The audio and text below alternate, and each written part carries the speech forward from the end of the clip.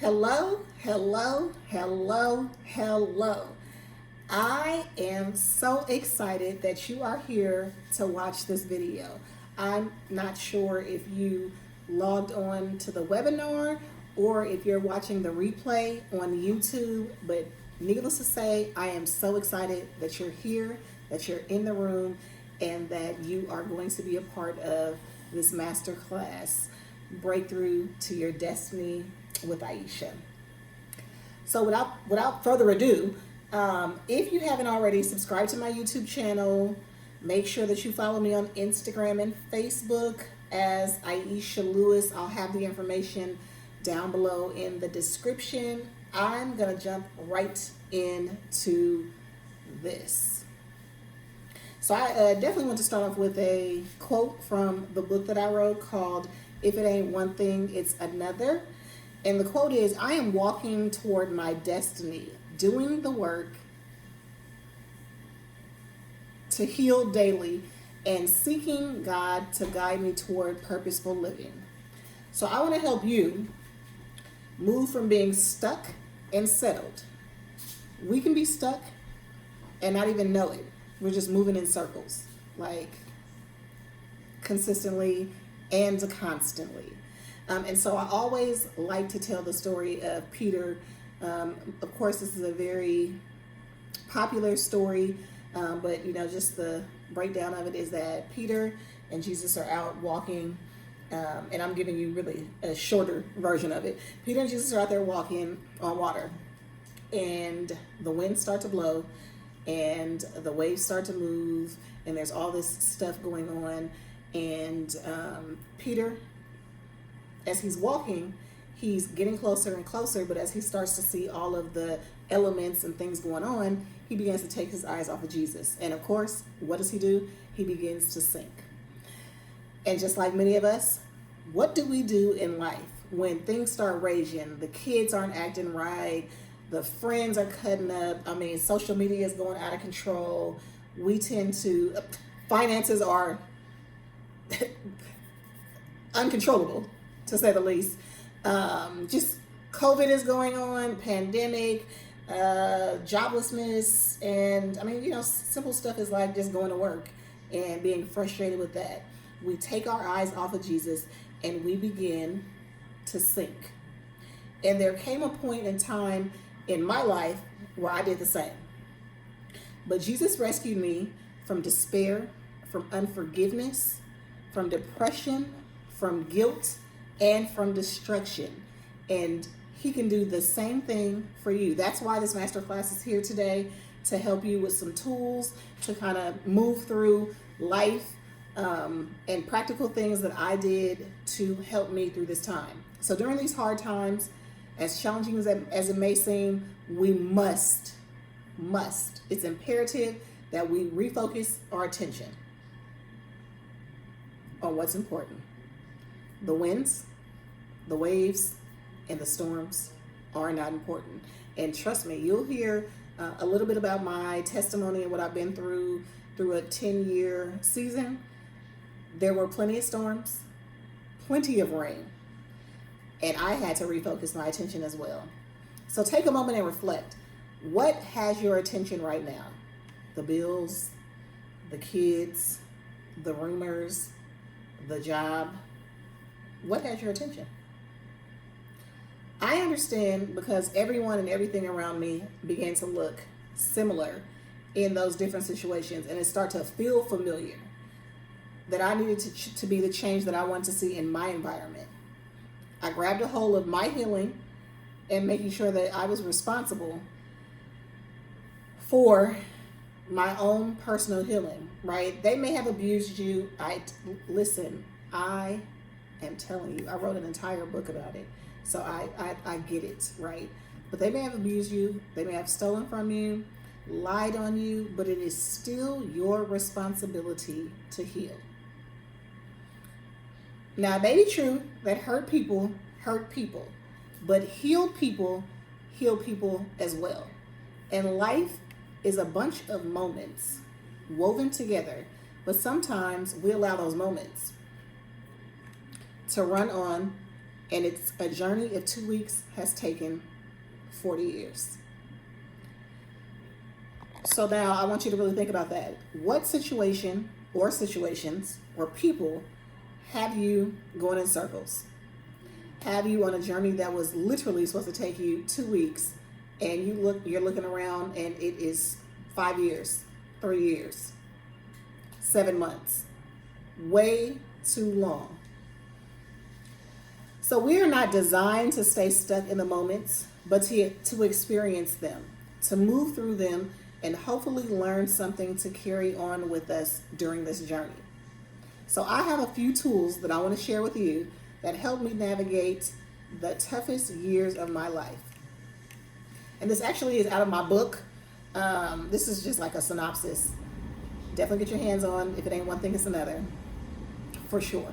But these are a few of the tools that I actually used in my own life during the season where I had to really live out healing, intentionality, love, grief, anger, sadness, depression, you name it, right? So the first tool is the fact that I have a relationship with God. I have a foundation from my grandmother, but as an adult, I had a foundation from my grandmother, but as an adult, my relationship became real through my lived experiences. Life has been so much better with Jesus as my friend. And that's not a cliche. That is something I'm telling you because your girl has been through it. And I mean it. And I always tell people, I'm really not sure how people make it without Jesus. Period. Point blank. So I remember the day that I found out about my mom, I was actually at work. And I did not have a clue when I started off that day that was going to be, how my day transpired. And so I remember being at work, finding out, literally having a meltdown. I'll definitely have to do a video about that another time, but literally having a meltdown. And before I left, I remember saying to my supervisor that I wanted to go and I needed her to find 2 people for me. So she went and found those 2 people, and the 3 of them basically took me into a room and they began to pour into me and like encourage me so much. And of course there was prayer. They prayed and prayed for my strength and my comfort, and we cried. And it's those moments that even in the midst of all that's going on, chaos and calamity, right? When I could not open my mouth to say anything, to have people around me who were sharp enough, keen enough, discerning enough to know, let's stop and let's let her have her time and let her have her moments, but also let's pray. So my relationship with God, very important. Also, God in my relationship has had ebbs and flows like many of us, right? I've questioned him. Sometimes I haven't been the most obedient. Sometimes I haven't even called on him. I've just dealt with it, whatever it is for the moment. You insert the situation on my own. But God has consistently given me the space to feel my feelings, and he will give you the space and the grace also to do that as well. When you're talking to God, tell him how you feel, even though he knows. He wants to hear from you. So talk to him, really, express how you're feeling to him. Also, find scriptures that speak directly to your situation. The job is getting on my nerves. So meditate on Colossians 3:23. Work willingly at whatever you do, as though you were working for the Lord rather than for people. And that will encourage you, for sure. Another scripture. Oh, I'm so sad and I'm so broken. I've lost loved ones, or my marriage is going down the drain. Psalms 34:18 says, "The Lord is close to the brokenhearted and save those who are crushed in spirit." So when you get in those moments where they're gonna happen, right? They're gonna come. They are gonna come your way. You make sure that you find scriptures that speak to those situations so that you won't stay in that negative space. Last thing I want you to do is spend intentional time doing things for others. This could be anything as simple as writing cards with encouraging messages, taking someone to the store, buying socks and donating them to a shelter. Like, make sure that you're intentional about doing for others, even though you're going through. You have no idea what it'll do for you. Now, what I want you to do is I want you to reflect on a time when you were a mess all over the place. Did God leave you there?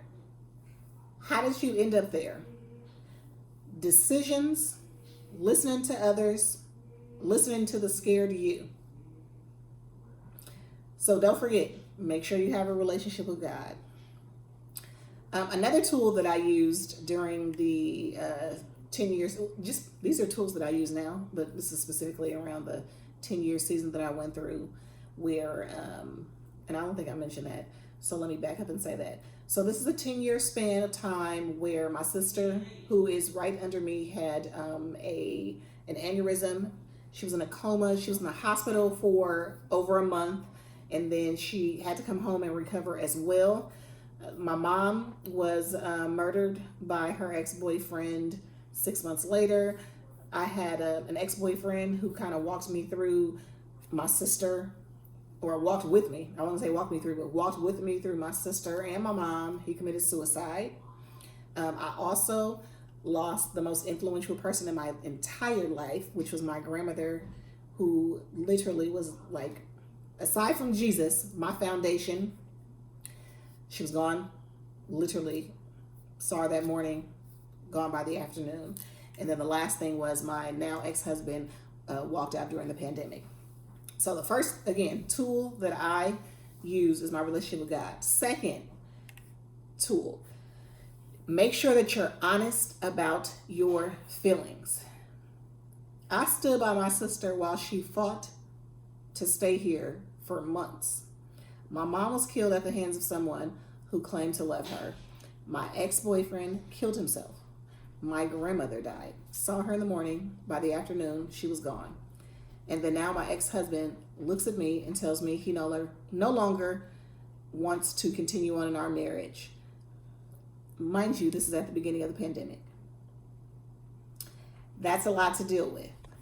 I remember there was a period of 1 year where I was working at a school, and literally every single day of that entire school year, I mean, without fail, I had to literally get up and pray, Lord, help me get out of this bed, because if not, I'm going to lay here, literally. And I was extremely honest about how I felt. Like I just did not want to go anywhere but stay in the bed.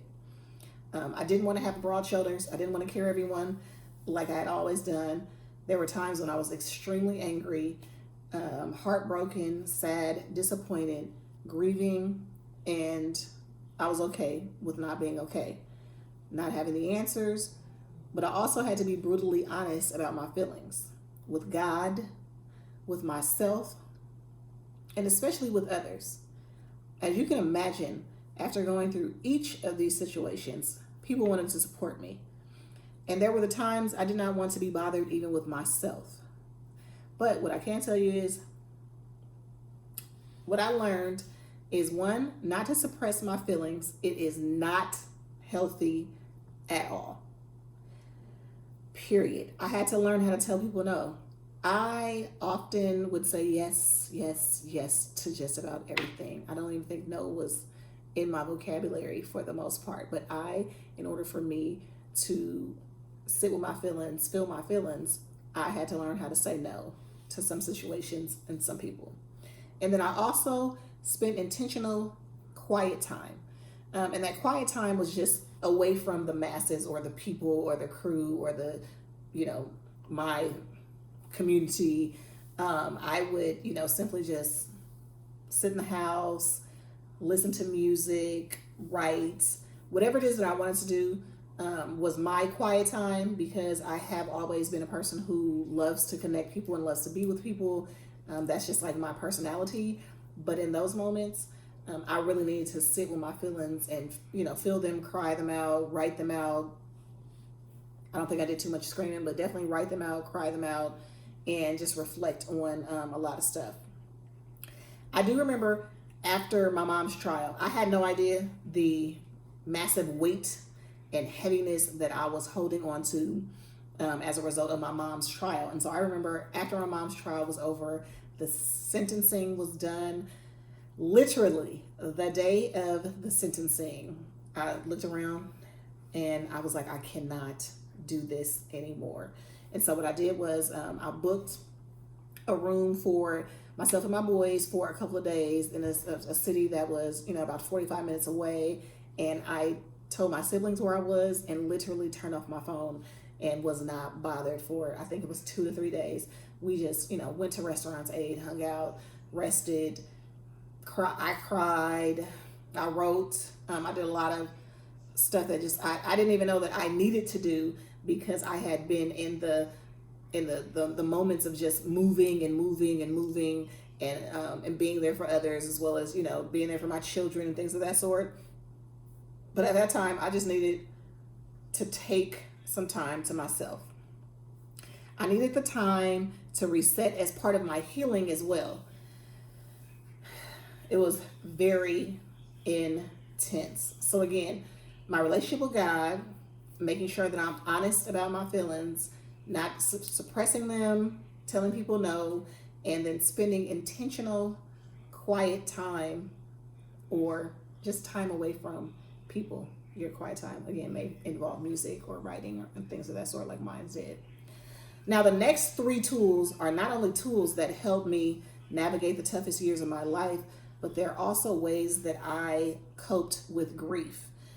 And grief, again, through all of those situations, for me, was the relationships that I lost. It was the dreams of what I thought could be. And then it was also the actual grief of losing 2, 3 very important people in my life. So different ways to cope with grief. Making sure that you have a support system, a tribe, a crew, your people. Make sure you have that when you are going through. Yes, there are times where you need to be by yourself and, I won't say secluded, but just alone to process what you're going through. But you also need a support system. So don't push everyone away. And your support system doesn't have to be some, grand amount of people. It can be 2, 3, however many people you want to, but you just need to make sure that you have a support system. Make sure that you're feeling your feelings and that you don't act on them. And that they should be able to help you process through your emotions. Most people, when you're going through stuff, sometimes they don't even know how to react or what to do, so they really just want to be there. So if you have people that are like that, who just want to be there in your space, allow them to do that, right? What you can do also is talk it out with them when you're ready. Again, this is all, when you are ready to do all of this great stuff, make sure that you have people there so that you can talk it out with. Make sure that you share your space when you're ready so that you can have someone to talk to. Because if you continue to push people away, then they won't know, when. And again, people are human. They are trying their best. Some people may say things that in the moment just don't seem like it's compassionate or whatever the case may be. But just know that typically most people are really there to support you, and there's no book or anything that can help you figure out how to support your friends. So allow them, to have that space with you, and then also make sure that you maintain healthy boundaries. If you have that friend who's way too needy and way too high maintenance, during those times, have boundaries. Maybe that's not the time for you to spend, time with them unless you want to. Maybe instead of, coming over to your house, you guys go out to eat, because that way, if you need to make a mad dash because the conversation's going in a direction you don't want to, you can do that, and they're not sitting in your house or you're not in theirs. Make sure you keep those boundaries and make sure you keep them healthy, understanding that the people in your life and their capacity, And hopefully, again, they are being loving, compassionate, supportive tribes and support systems. Now, I had friends literally throughout this time and still who support me spiritually, emotionally, mentally, and financially. Right? I mean, and not like I pay my own bills, but I'm saying, there are people who they want to buy you some food, or they want to, cook the dinner, or take you out, buy the kids some shoes, or whatever the case may be. I definitely have friends and family who consistently pray for me. So allowing people to support you in those different ways is very important. Again, that's spiritually, emotionally, mentally, and financially. A lot of times people haven't gone through what you've gone through. And so again, they don't really know how to speak to what it is that you're going through, but allow them in their way to be supportive of you. Now, my example of that is I had a friend during the trial who literally, I don't think, how can I say this? I think that the way that I handled a lot of this, most of my friends were just like, Aisha's gonna be cool. She's the strong one. She's da da da da da. And I was. I mean, for the most part, God gave me the strength. He really did. He undergirded me with a lot of just heavenly strength, but then he also gave me an amazing support system that I still rock with and I love. But I had a friend, and so I think because of that, people really didn't understand. Maybe they did, but they didn't show it because I didn't really show it. They didn't understand the magnitude of what was going on when it was time for my mom's trial, because it was years had passed before the trial started. It was like 7 years before the trial actually started for my mom's murder. So I actually had a friend who said she was going to show up one day and support me, and because of showing up that one day, literally you all, changed her schedule and sat with me in court throughout the majority of the trial.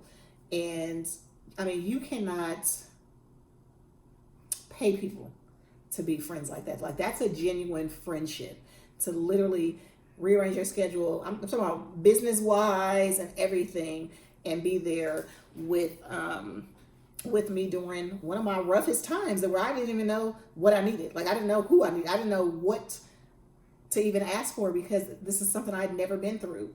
Then there was also, of course, I have 2 sons, and my 2 sons, without even knowing, were such an amazing support for me. They understood somewhat what was going on, but they still were children and laughing and joking and, running around, and still needed food and still needed me to be a mom and show up for them. And so they were a very important part of my support system, period.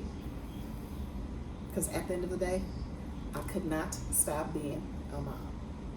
And that was important. So my relationship with God, one thing, being honest about my feelings.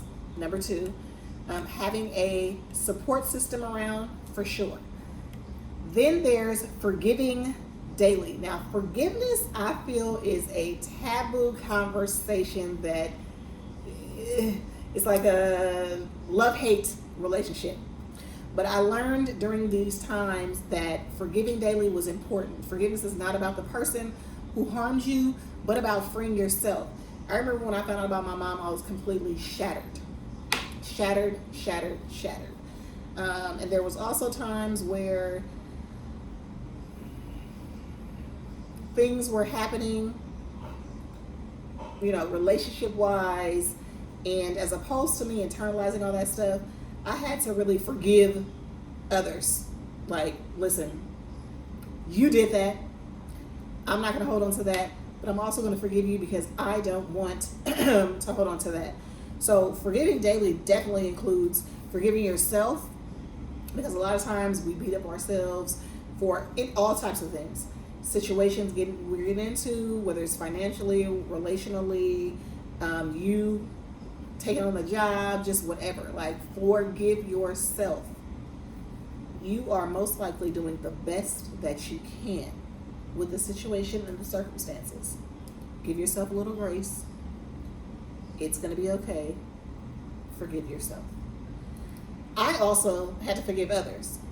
in the midst of all that I told you, right, I had to forgive my mom, because even though she was no longer here, I started to feel types of ways because she was in the relationship with him. And why didn't she, I don't understand. How do we end up here? Things of that sort.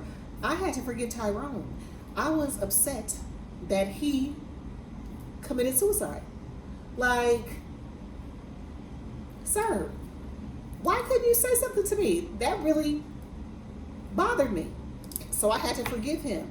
I had to forgive the man who killed my mom. Listen, I'm gonna give you a little synopsis of my story, and then I'm gonna move on. Days after my mom was found, I went to see him in jail. And this is a synopsis. I have to do another video about it much longer. I looked him in his eyes. I asked him some questions. It was probably about an hour long conversation. My family didn't know I was going until the morning of, so that they wouldn't talk me out of it. But I looked him in his eyes and I told him, I'm going to forgive you, and please trust and believe I'm not forgiving you for you. I'm forgiving you for me, because what I'm not going to allow you to do is physically take my mom away and emotionally and mentally take me away. So I forgive you, and I mean that thing. It was rough during the trial, y'all. I'm gonna tell you, it was very rough because he showed us behind during the trial. And if you were there, then you know what I'm talking about. But it didn't matter, because you could do all that you wanted to do. You thought that you had done something by, taking my mom away from us. But what you were not gonna do is you were not gonna keep me bound for the rest of my life, or even a short period of time, 8 years, 6 months, 2 years. So I forgive you, sir. And I meant that thing. Whew. All right, so a relationship with God, being honest about my feelings, making sure that I have a support system, forgiving daily, and then last but not least is laughing often. If you've ever been around my family and I, we are a bunch of funny people, is what I'll say. I mean, from my children to my siblings, like, we get together and it's really a fun time for the most part. It's funny stories, quick lines, parties, you name it, right? And so I learned during this time that smiling and laughter are good medicine for grief, because it allows you, for just a brief moment, to focus on something other than your pain. There were so many moments of fun, laughter, and memories during that season in my life. Having my siblings and my support system was so good for me. I remember a few weeks after my mom was murdered, we went to a concert, I'm talking about, and had a blast. Laughed, sang, ate, danced. And just for those moments, those couple of hours, we weren't thinking about what had happened to my mom, what was next or anything like that. Like, we were just having a good time with family, for sure. Like, we enjoyed ourselves. So also, make sure to find moments of happiness and joy. Of course, moments of happiness are temporary. So, something as small as a friend coming over and bringing a baby, and you just are, oh my gosh, you're just so happy because this little baby's here, and they're just bringing you so much happiness, and look, all that great stuff, right? Simple moments of happiness. Happiness for me was eating macaroni and cheese. That's my favorite food. You give me, and it's not many times that you can mess up macaroni and cheese. You can, but it's not too many times that you can mess it up big time. Give me some macaroni and cheese, I'm happy, for real. When it comes to joy, that only comes from Jesus. And thankfully, because I have a relationship with him, I was able to have joy during those times. Of course, I cried. Of course, I was angry and upset. Of course, I was disappointed. I'm sorry, disappointed. Absolutely. But still, in the midst of all that, I know for sure I know then, and I still know now, that the joy of the Lord is my strength. And there are so many times that people talk about being around me during that time and just how much of a grace that God allowed me to have to really navigate all of that. And that's just those 10 years. Like, and that's those 10 years, and that's what I wrote in the book. There's so much more. I almost need like a sequel to that book because there has been so many other things that have happened since then. I was gonna say not as drastic, but I have had a significant loss, a couple of significant losses, and some other stuff. I probably just need to write another book, to be honest. We'll put a pin in that. So anyway, make sure that you find moments of happiness and joy. Remember the better times and allow them to help you heal by laughing and crying, right? Because there are going to be times, again, where it's going to hurt. Cry, let it out. But also laugh about the funny stories. Like, I have so many funny stories about my mom. I have some hilarious stories about Tyrone. My grandmother, the funniest. I mean, she would say stuff and we would be around as siblings and look around and say, did she really say that? Like, are you serious? Crazy. I even had great times and fun times with my now ex-husband. Absolutely. And so just remembering those times and those moments and allowing them to just help you laugh, help you breathe, and cry also at the same time. And then just laugh, period. Laughing at anything. That could be your family, commercials. I love people watching, so watching people on the streets sometimes tickles me to no end. You have no idea how that makes you feel on the inside. So listen, I could actually go on and on and on and on and tell you so many stories about that time in my life, but I don't want to hold you all night at all. Now, what I want to share with you is this. Is now's the time to start your journey of healing from trauma and begin to walk into your destiny. I wish, let me say, like, how can I say this correctly? I would think that I could have learned some of these lessons and not have had to deal with so much trauma. But for whatever reason it is, God allowed these things to happen to me, right? And in a very short time. What that allowed me to do is to really look around and be intentional about healing and my journey. And as I began to really look around about my healing journey, then I began to see I need to continue to walk. And as I began to walk, I was walking closer to my destiny and my purpose. What it is that God called me here to do. What it is that He has and has shared with me about my life, right? And so even though it was a rough, challenging, hard, sad, disappointing time in my life, I understand that it was necessary for me to walk into my destiny, for me to heal certain areas of my life, because now I'm able to share with others that you can heal from trauma, that you can continue to walk towards your destiny and your purpose. And so that's what this entire masterclass was about. Before I let you go, I am so excited, right? I have some amazing announcements, and the way that you can contact me will be definitely in the description down below this video. So 2 things that I want to announce to my family.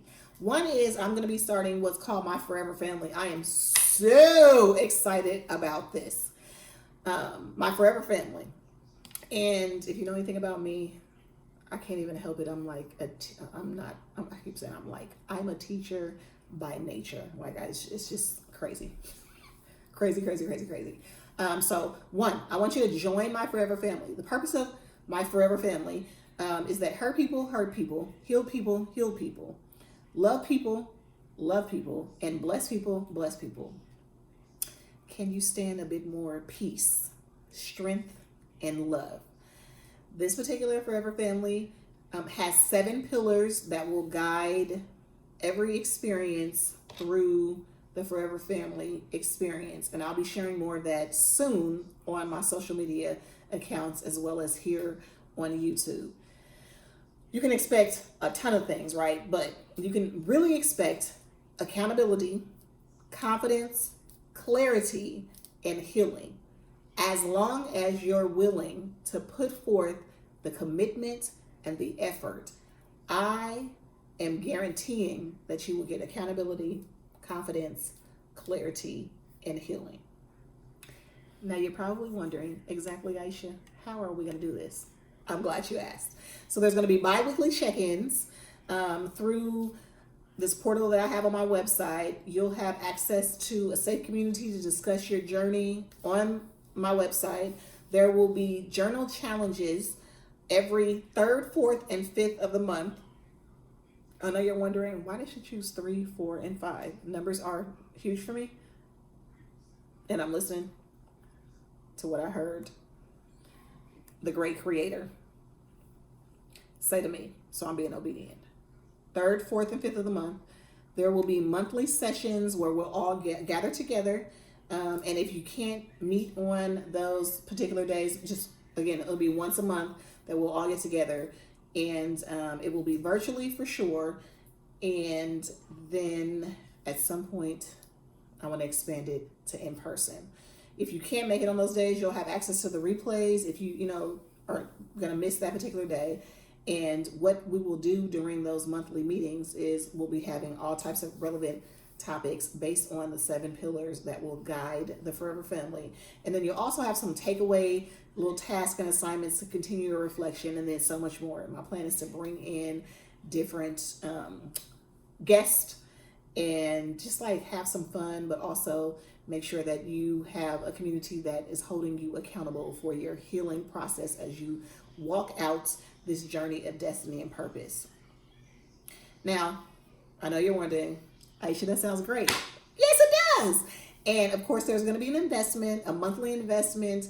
And again, I will talk about this more in the near future because it will this particular Forever Family group or program is going to start first thing in January. So over the next few months, you'll hear tons of information about the Forever Family. Make sure, again, you subscribe to my channel. Follow me on Instagram, Ayesha Louis. Facebook, Ayesha Louis. I'm your girl. Don't forget, Forever Family is going to be a place of growth, healing, and love. Now, Henry Ford once said, coming together is a beginning. Keeping together is a progress. Working together is success. I could have just dropped the mic right then. But there's more. We can't just quote Henry Ford. We got to talk about the Bible as well. Ecclesiastes 4, 9 through 10, the English Standard Version says, 2 are better than 1 because they have a good reward for their toil. For if they fall, one will lift up his fellow. But woe to him who is alone when he falls and has not another to lift him up. Now that's really a drop the mic moment. Straight up. That's good. Now, if this is not something that you're ready for, I totally understand. Because definitely this is going to be a time of change. You need to be ready for change, evolution, growth, healing, facing truths about you, and breakthrough.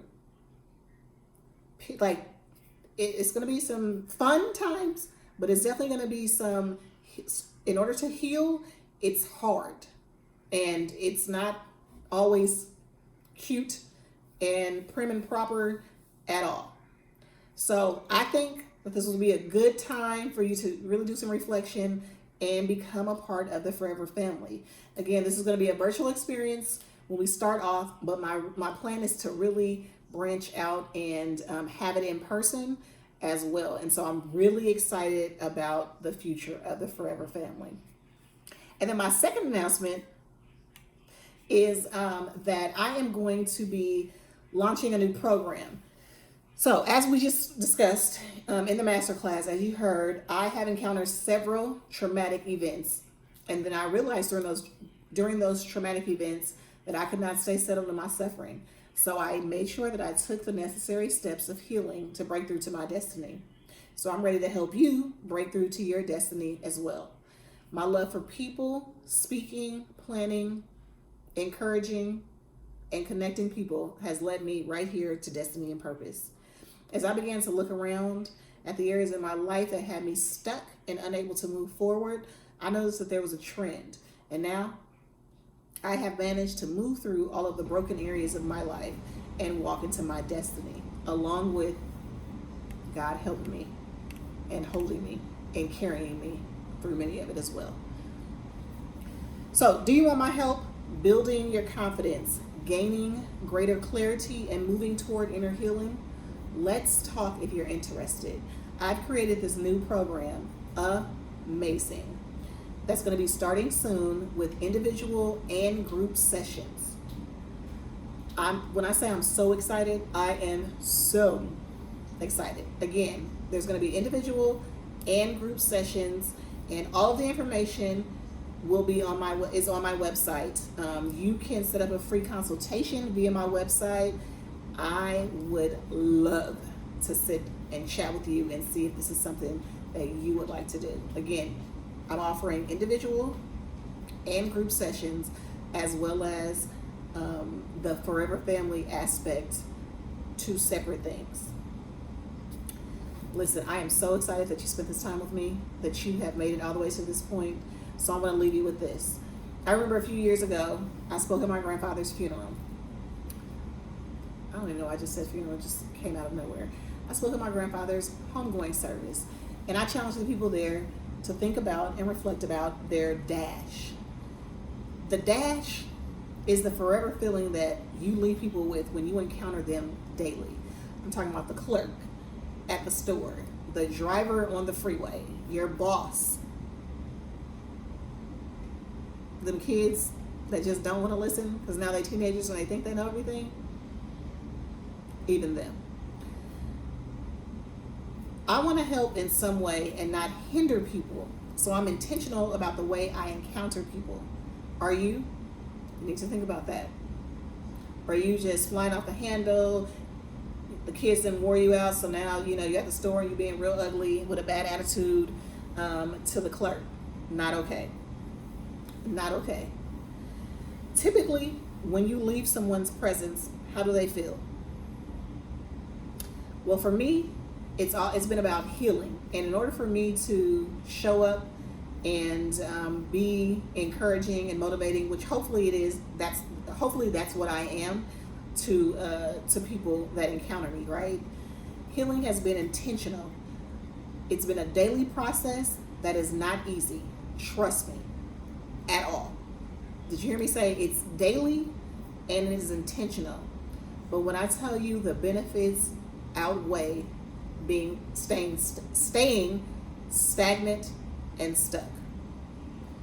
So one of my beliefs that I live by is based on let all that you do be done with love. I really appreciate you all being here. You have no idea. Check me out down below. I love you, and there's nothing that you can do about it.